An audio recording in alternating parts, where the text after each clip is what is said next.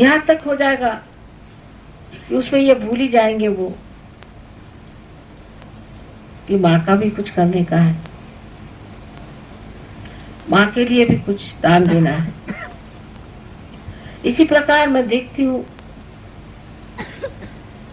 कि राहुरी जैसी जगह, बंबई में हर जगह इस तरह के कुछ लोग एकदम से उभर के ऊपर आ गए और वो अपने को बहुत महत्वपूर्ण समझने लगे। फिर वहां न तो आरती होती थी, वो नसीब हमारा फोटो तो वहां रहता था, लेकिन फोटो पूछने की भी किसी को इच्छा नहीं थी। नसीब अपने फोटो नहीं लगाए, अपना ही मत, अपनी ही डींग मारना, और वो डींग मार मार करके और अपने ही को बहुत बड़ा समझ के दूसरों से अलग, किसी से कुछ पूछना नहीं, कुछ नहीं, हम करें। फिर झगड़े शुरू हो गए। झगड़े शुरू होने पर ग्रुप्स बन गए, क्योंकि जिस सूत्र में आप बंधे हुए हैं वो आपके माँ का सूत्र है, और उसी सूत्र में अगर आप बंधे रहे और पूरे समय ये जानते रहे कि हम एक ही माँ के बच्चे हैं, ना हमें कोई ऊंचा ना नीचा, नहीं हम कोई कार्य को करते हैं और ये चैतन्य ही सारा कार्य करता है, हम कुछ करते ही नहीं है। ये भावना ही जब छूट गई और ये कि हम इतने बड़े हैं, हमने ये किया, दूसरा का हमने ये किया, हम ये करेंगे, हम वो करेंगे, तब फिर चैतन्य कहता है अच्छा तुझे जो करना है कर, जहां जाना है जा, जाना है तूने नर्क में जा, तुझे अपने को मिटा लेना है अपने को मिटा ले, अपना सर्वनाश करना है वो भी कर ले, जो तुझे करना है तू कर, वो आपको रोकेगा नहीं, क्योंकि आपकी स्वतंत्रता वो मानता है। आप स्वर्ग में जाना चाहें तो उसकी भी व्यवस्था है, और नरक में जाना चाहे तो उसकी भी व्यवस्था है। पर सहयोग में एक और बड़ा दोष है,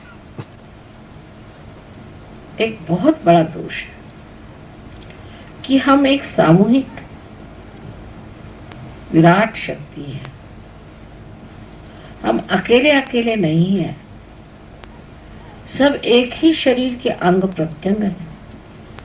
उसमें अगर एक इंसान ऐसा हो जाए या दो चार ऐसे हो जाए जो अपना अपना ग्रुप बना ले, तो जैसे कैंसर की मैलिग्नेंसी होती है कि एक सेल ही बढ़ने लग जाता है, ऐसे ही एक आदमी बढ़ करके और सारे सहयोग को ग्रस्त सकता है और हमारी सारी मेहनत व्यर्थ जाती।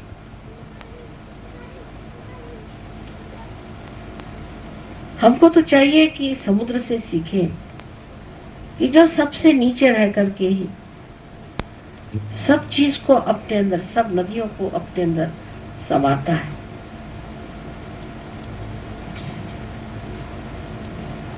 और बगैर समुद्र के तो ये सृष्टि चल नहीं सकती। और अपने को तपा करके, बाफ बना करके सारी दुनिया में बरसात की सौगात भेजता है। उसकी जो नम्रता है वही उसके गहराई का लक्षण है, और उस नम्रता में कोई ऊपरी नम्रता नहीं कि नमस्ते भाई साहब नमस्ते, कुछ नहीं। सबसे नीचे में सबको ग्रहण, सबको अपने अंदर लेकर उसको शुद्ध करके और फिर बाफ बना करके बरसात करना, और फिर वही बरसात नदियों में पड़कर दौड़ती हुई उसी समुद्र की ओर दौड़ेगी। और इस समुद्र की पहचान, आप अगर कभी किसी समुद्र के किनारे पे गए तो देखिए कि वहां जितने भी नारियल के पेड़ हैं वो सब समुद्र के ही ओर झुके हुए। इतनी जोर की हवा चलती है, कुछ भी हो जाए, लेकिन वो कभी भी समुद्र से दूसरी ओर मुड़ते नहीं, क्योंकि वो जानते हैं ये समुद्र है। इस समुद्र के समान ही अपना हृदय विशाल तब होगा जब हमारे अंदर अत्यंत नम्रता और प्रेम आ जाए। लेकिन अपना ही महत्व करना, अपने ही को विशेष समझना, ये जो चीज है, इसमें सबसे बड़ी खराबी यह है कि परम चैतन्य आपको काट देगा। जाओ, तुमको तुम्हारा महत्व, तुम जाओ, हट जाओ।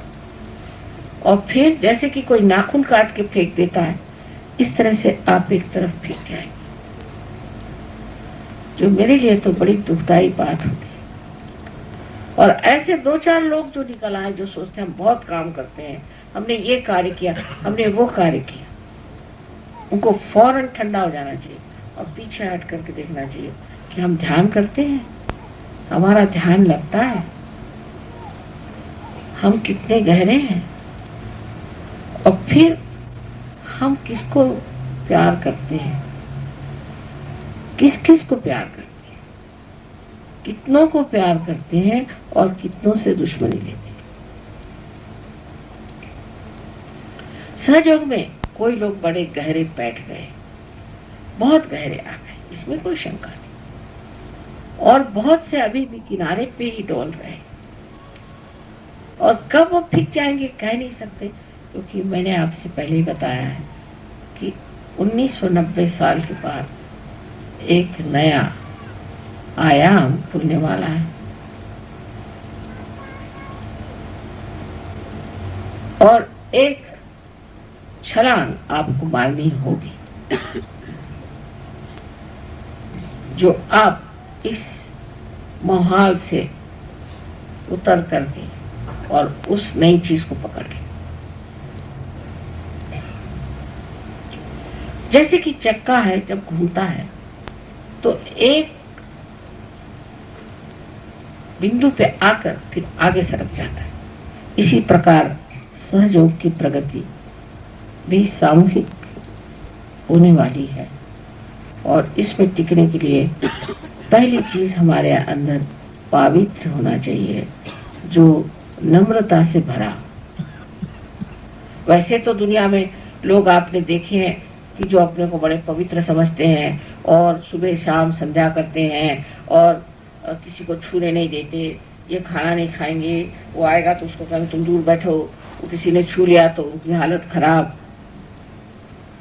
ही पागलपन। अगर आप एकदम स्वच्छ हैं, एकदम आप पवित्र हैं, तो आपको किसी को भी छूने में, किसी से भी बात करने में कभी अपवित्रता आ नहीं सकती, क्योंकि आप हर चीज को ही शुद्ध करते, आपका स्वभाव ही शुद्ध करने का, तो आप जिससे मिलेंगे उसी को आप शुद्ध करते ही जाएंगे। उसमें डरने की कौन सी बात है, उसमें किसी को कंडेम करने की कौन सी बात है, उसके लिए कानाफूसी करने की कौन सी बात है। तो ये तो लक्षण एक ही है कि आपकी स्वयं पवित्रता कम है। अगर आपकी पवित्रता संपूर्ण है तो वो पवित्रता में भी शक्ति और तेज है, और वो इतना शक्तिशाली है कि कोई सी भी अपवित्रता को वो खींच सकता है। जैसे मैंने कहा कि हर तरह की चीज समुद्र में पूरी तरह से एकाकार हो जाती है। अब दूसरे लोग हैं कि जो सिर्फ अपनी ही प्रगति को सोचते हैं। वो ये सोचते हैं कि हमें दूसरे से क्या मतलब, हम अपने कमरे में बैठकर माँ की पूजा करते हैं, उसकी आरती करते हैं, उनको हम मानते हैं और हम चाहते हैं कि हमारी उन्नति हो जाए, हमें दुनिया से कोई मतलब नहीं।